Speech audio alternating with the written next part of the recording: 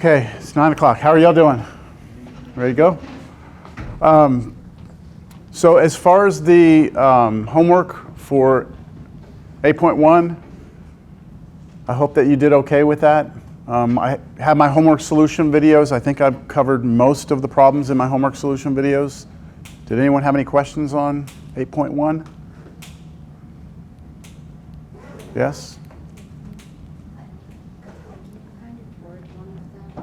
Can you do what? Would it be okay to work on them, or should we go to office hours? No, well, it depends on which one it is. Which one are you talking about? It's this one. It's this one, but the difference is, you said that this is on your old homework, but the difference is it's not that easy to slide, to change that to. Okay, let's see, maybe. That's a pretty long one, so I'm not sure. Maybe in office hours. If I have time, which I won't, yeah. Yeah, there's a few that might take a little while, so we're up against the clock. We're already 1 day behind, so I was thinking about it just a second ago. I was like, you know, this is where this class becomes the war of attrition here. Because we've already we're getting to the end of the semester, Thanksgiving's around the corner, and we're just starting chapter 8, which is very, very heavy material. So, you know, it's where you got to kind of hunker down, you know, it's going to get bumpy. All right, so I wanted to do something. I debated whether or not I should do this. I talked to my colleague, y'all know Mr. Roy, the other calculus professor, yeah. We debated this idea, do I explain this or not? He said I shouldn't, I'm going to do it anyway. All right, so I want to go back to revisit factorial real quick. All right, remember when we were talking about factorial, we defined what factorial is. And I made some notes here because I didn't want to have to write all this on the board. Let me bring this up here. I know that's kind of hard to see over here on this side of the classroom. We've already seen what factorial means, right? Can y'all see this? Over here, y'all okay? We know n factorial is n times n minus 1 times n minus 2 times n minus 3, and you keep doing that till you get down to 1, right? So for example, 4 factorial is 4 times 3 times 2 times 1, which is 24. 3 factorial is 3 times 2 times 1, which is 6. 2 factorial is 2 times 1, which is 2. 1 factorial is 1, right? But what's 0 factorial? What's 0 factorial? Does anyone know what it is? It's 1. And it doesn't make any sense, right, that this would be 1? Because what's the first step for the formula we have? Is you're supposed to take this number, right? Multiply it by 1 less than it, right? But stop at 1. But we never get to 1 here. You see we're already at 0. But by definition, this is taught in statistics classes, they just tell you that this is 1, and you just have to take that on faith, and it doesn't make any sense in terms of the formula. Do y'all agree? So we can just leave it like that, or I can explain to you why. And this is what the debate was about. So I'm going to try and be brief. See how this goes? This is true. 0 factorial is 1. But the reason it's 1 is not because of that definition we have up there. See, the definition we have up there is the definition that we use as long as n is 1, or 2, or 3, or 4, or 5, or 6, or 7.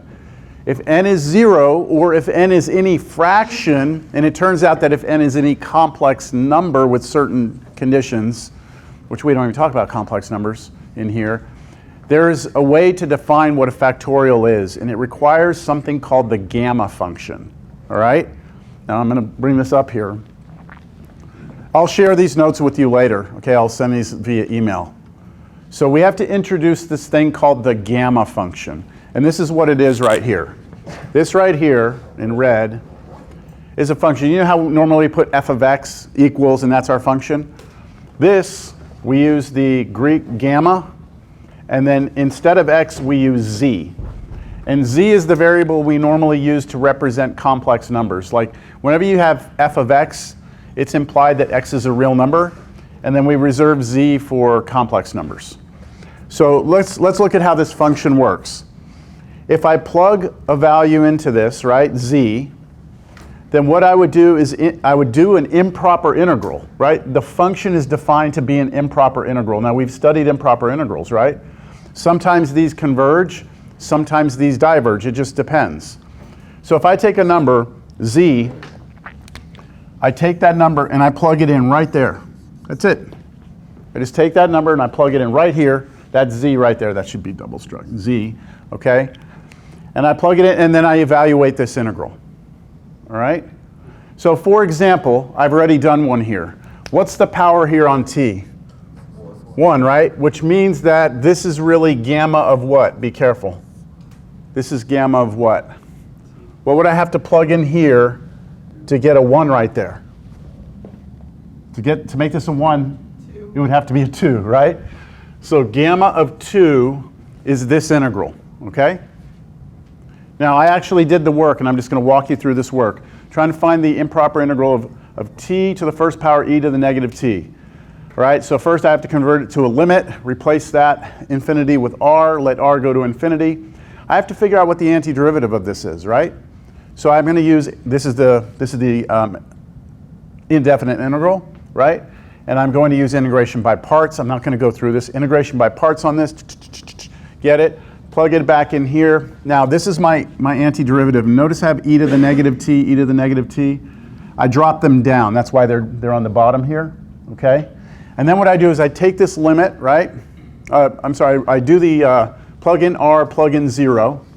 And then I take the limit. And what happens at the end of all this, you can verify for yourself, is you get the answer 1, okay? That's what you get. So gamma of 2 is 1, all right? Great. All right, what's this right here? This is gamma of what? This is gamma of 1.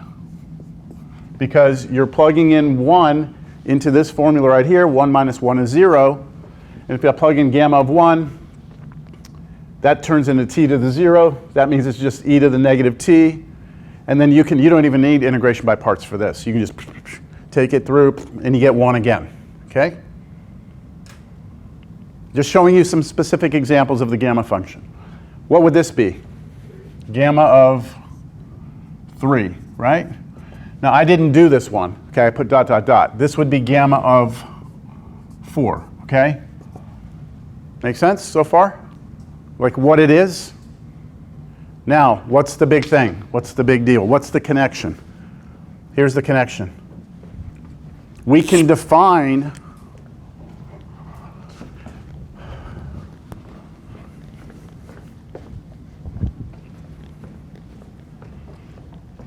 gamma of n to be equal to n minus 1 factorial. This is the connection between the gamma function and the factorial. So what I'm saying to you is this, is that the factorial that you've learned, right, is only good when you plug in 1, 2, 3, 4, 5, 6, 7, 8, right? But if you look at the factorial as really being the gamma function, you can plug in any number you want. Well, there's some restrictions, but you can plug in 0, right? Let's see, what would gamma of 0 be? According to this formula, right, gamma of 0 would be what factorial? If this, I'm sorry, no, hold on. That's not what I wanted to do. Pardon me. I want 0 factorial. 0, what the hell? 0 factorial. How would I make this a 0? What would n be? 1, right? This is 1 minus 1 factorial, right? Which is really, in terms of gamma, what is it? Gamma of what? Right? This is the number right here, 1, right? So gamma of 1. See, 0 factorial is gamma of 1, which we did, right? Yeah, it's right here. Now, I didn't go through the work, but the answer is 1, okay? What would 1 factorial be according to the gamma? 1 factorial would be 2 minus 1 factorial, which would be gamma of 2, right? Which we did, and look at what the answer was. It was 1, right? So 0 factorial is 1. We did this. 1 factorial is 1. What should 2 factorial be? Gamma of what? Gamma of 3. Now I haven't done that, right? I haven't done that. This would require 2 iterations of integration by parts, because you gotta take this t squared and drop it down twice. Okay? Gamma of 4 would take 3 iterations of integration by parts. Make sense? So I had my computer do it for me. All right, so I had my computer do the integral. So what I can do here, I don't know if you can see this number. This right here,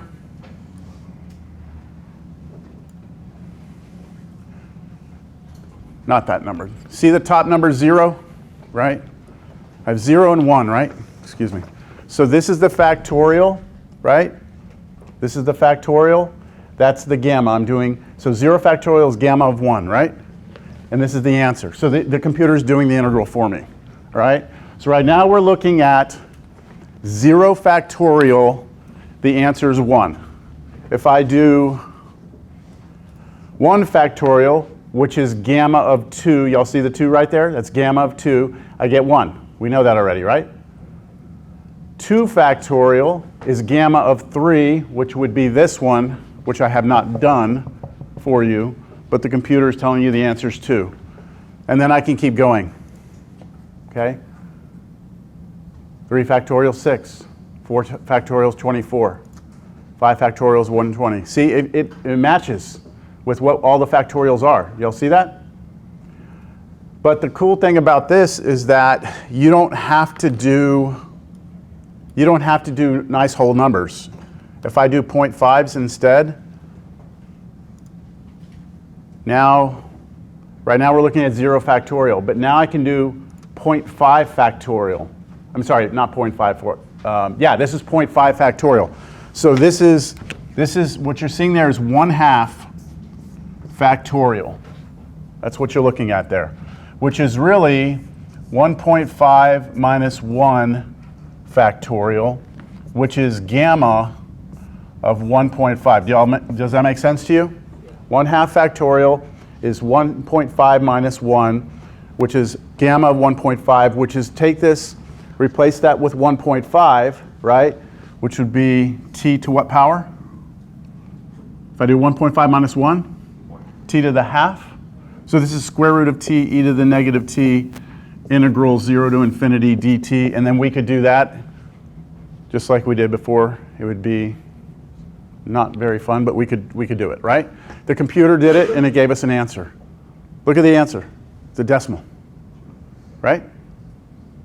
So all I'm trying to get you to see is that the factorial that you're going to deal with for most of your mathematical life is the one that is, 4 times 3 times 2 times 1, right? 8 times 7 times 6 times 5. But you're going to have to take this on faith, right? Unless you understand that it really is the gamma function. And the gamma function makes this make sense. Is that all right with you? Okay, done. We're moving on. We're going to do series.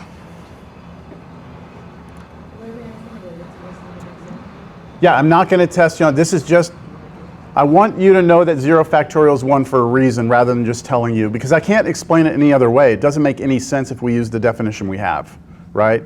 It just doesn't. So why is it 1? Well, and this is also a nice way to show you where an improper integral can be used, right? So, all right. Series. Now, I'm going to put my notes up over there. There are a lot of things to read today, but I don't want to sit there and I don't want to take up the board here because I'm going to need it. Can everyone see that okay, though? I can make it a little bigger as we go. So we're starting series, right? This is, we did sequences. Now we get to series. Is a big day, all right? So sigma notation, we got to get a lot of ancillary stuff out of the way first. Is this too small? Are you sure? Perfect for me. You're all right, should I turn the lights down a little bit, or will that help, or no? It'll just make you tired? How's that? Like right there? Okay, so we use the capital Greek letter S to represent summations or sigma. Y'all seen that, right?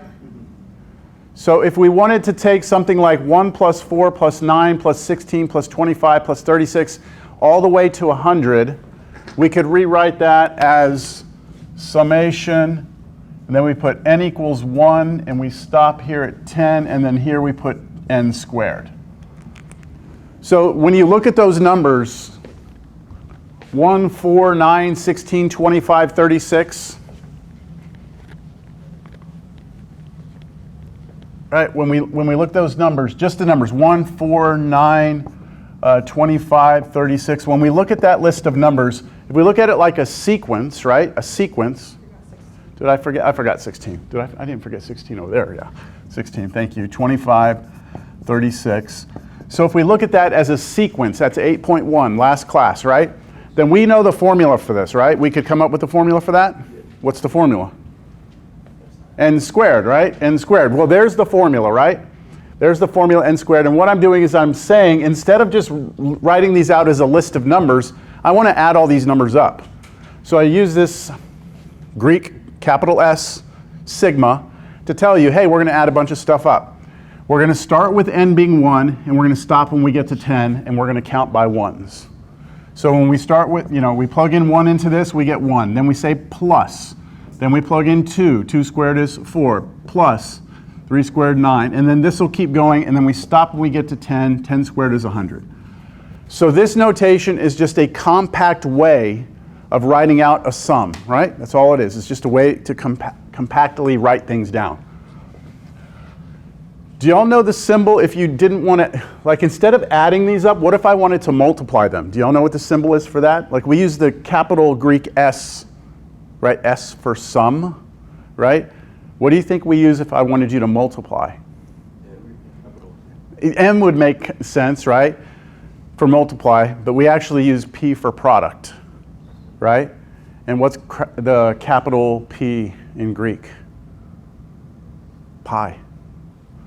So if you wrote this, capital pi, n equals 1 to 10 of n squared. We're not going to do this in this class, okay? I just want to show you it.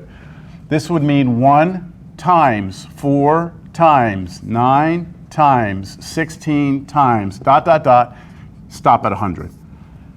So this is a compact way of writing a repeated product. Or not a repeated, just a product of things. See the difference between the two? Okay.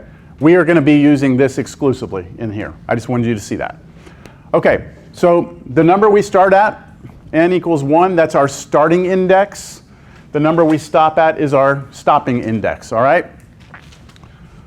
What else? What if we want to add things up, but we never want to stop adding them, right? We want to go forever. Well, what we do is we don't put 10 up here anymore, right? I just put infinity up there. And that would mean you're going to add forever and ever. So that's what that next note says there. I'll try and go, I don't want to go too big. Yeah, that'll work. So you see, if I wanted to go 1, 4, 9, 16, 25, 36 plus ... the ... right there means it goes forever. Then I would replace the top index or the stopping index with infinity. And then everything else is the same. Questions on that notation? All right, so what is a series? A series is simply the sum of a sequence, usually called S. All right, so when you add up a sequence, the numbers in a sequence, you get some sum, right? You add it up, you sum things together, and you get an answer. We usually call that capital S, which is the sum.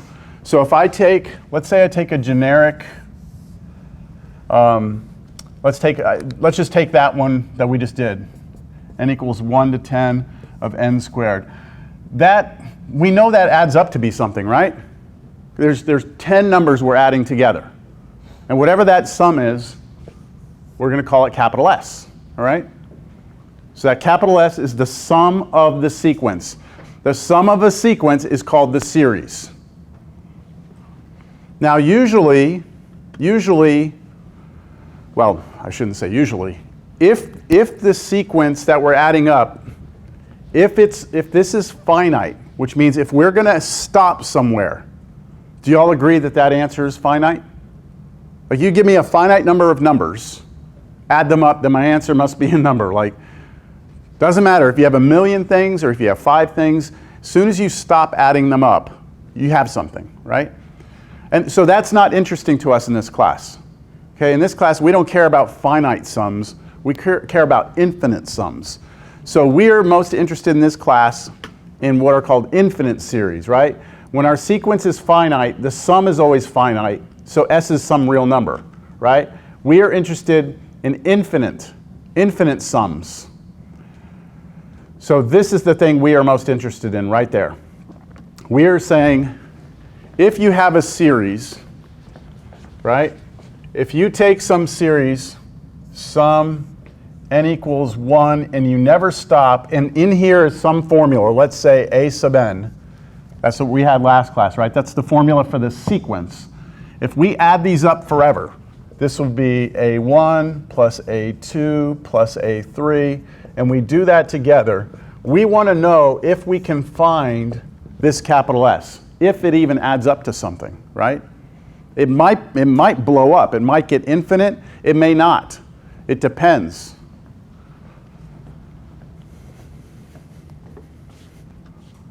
So ultimately what we want to know is when we add this up forever, you know, do we get something finite or not?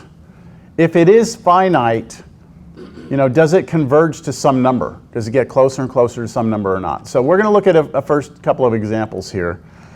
Let's look at this first sequence, a sub n. I'm giving you the formula, a sub n equals n.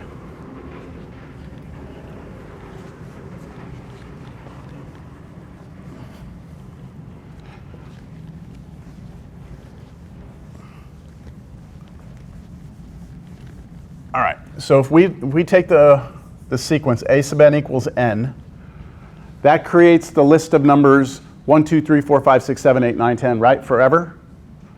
The question is, what is the series for that sequence? So if I do this and I go forever, the infinite series, if I do that, that's 1 plus 2 plus 3, forever and ever, amen, right?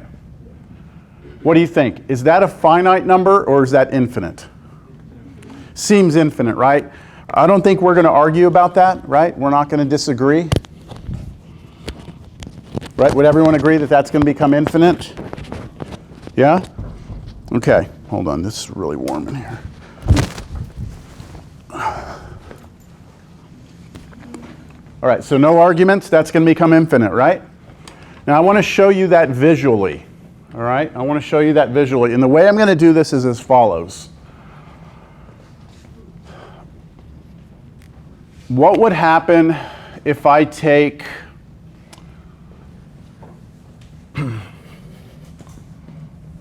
what if I look at that same sequence, sum n equals 1, and let me stop at 1 of n. So I'm going to start at 1, stop at 1. Wouldn't that just be the number 1? Okay, that would be me taking this list of numbers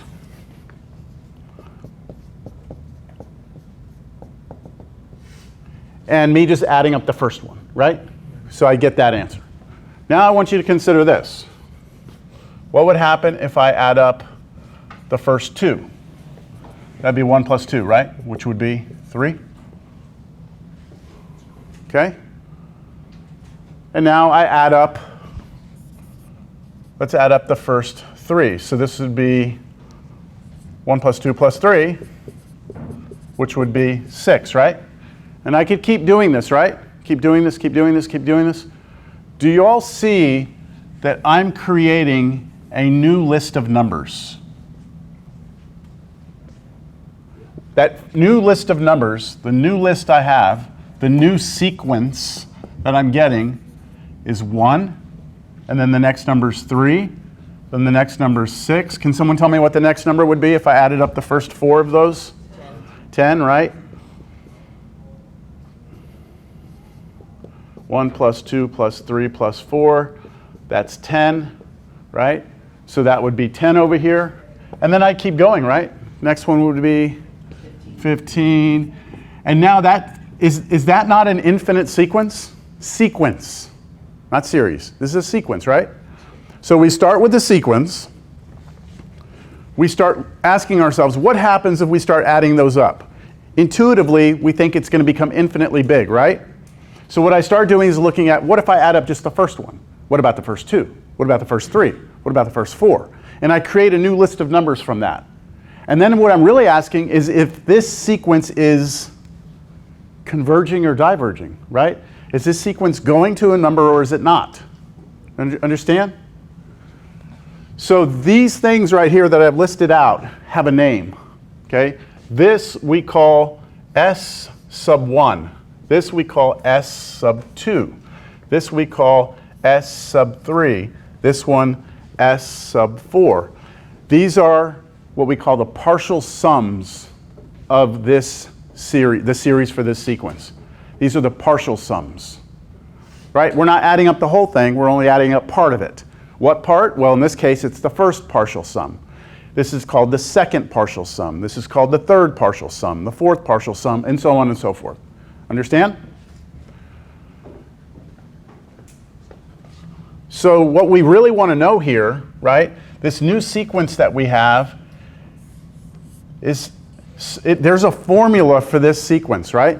There's some, you know, like if I started the class today and I said, hey class, can you all find me the formula for this?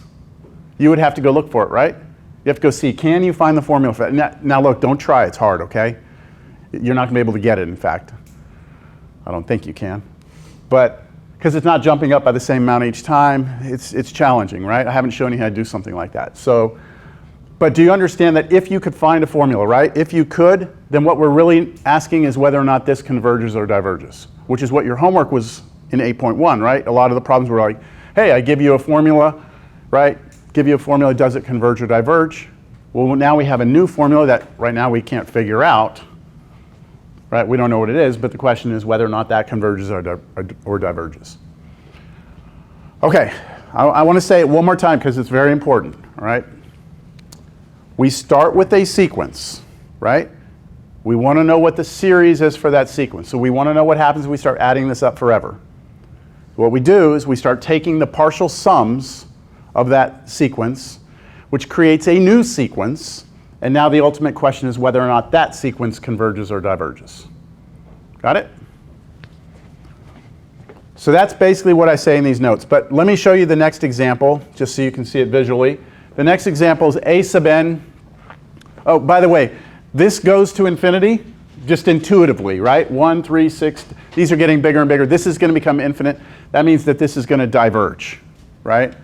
It's going to diverge because it doesn't go to a number, it just goes to infinity. The next example I gave you, yes, You said that we take a sequence and then we sum it up. We take the partial sums of that. Yeah, and to get a new sequence. To get a new sequence. If it's converging or diverging, so will that predict if that original? So if this new sequence converges, then we say that the series converges. Now this is all going to be in the notes. If this new sequence diverges, then we say that that series diverges. But there's a big difference between me asking you whether or not some sequence diverges and whether or not the series of that sequence diverges. Those are two different things, right? A sequence is just a list of numbers. The series of that sequence is those added up. Those are two different concepts. And the biggest mistake students make in the beginning is confusing the two. So look at this one right here, 1 over n. Let me ask you right now. Does this sequence converge or diverge? It converges. To what? 0. Why? Take the limit as n goes to infinity of this, and you get 1 over infinity, which goes to 0. Everyone agrees this sequence converges. Okay, what about its series, though? So let's list out this sequence. This is 1, a half, a third, a fourth, right? A fifth, forever, right? And then what do I want to do is I want to figure out whether or not if I add those up forever, if that converges, right? This converges to 0. That does. But adding them up, does that go to 0? Or does it go to something else? So I would have to start looking at the partial sums, right?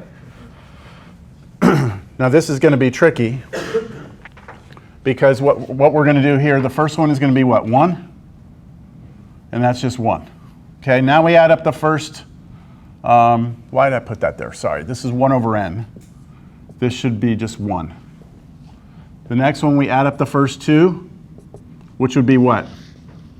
1 plus a half, right? 1 plus a half. We're adding up the first two there. That's 3 halves, yeah? 1.5. The next one, sum the first 3.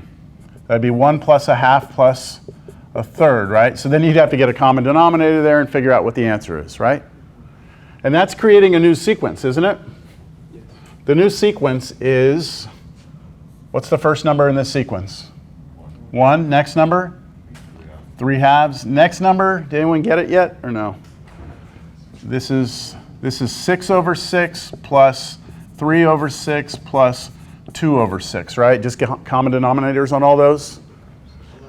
11 over 6. And then it's going to get harder and harder to do this, isn't it? So I've already had the computer do it for us, all right?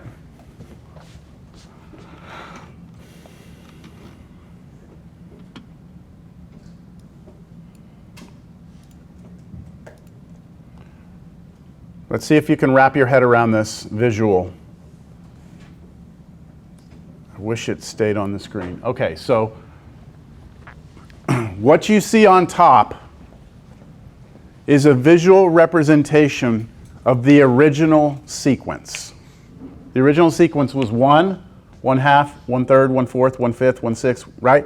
And that sequence converges to 0. Y'all see that? We said that in the beginning, that this should go to 0. And visually we can see the black dots doing that, right? Now below that, I have this sequence.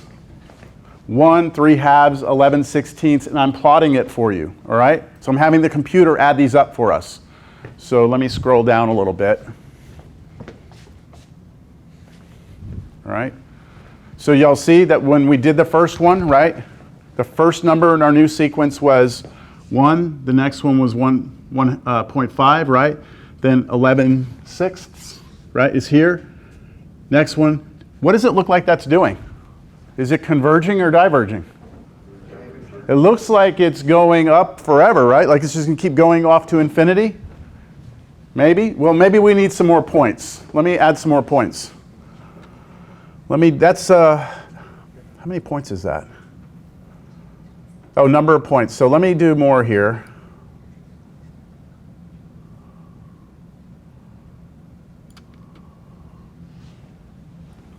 Quite a few points there. That's 100 points right there. See how it got bigger? Does that look like it's asymptotic? Does that look like it's flattening out? The blue one? Do you think the blue one's flattening? Like becoming asymptotic? Like It's getting slower. it's slower. So do you think that this blue one is bounded above? Or do you think it's just going to keep going?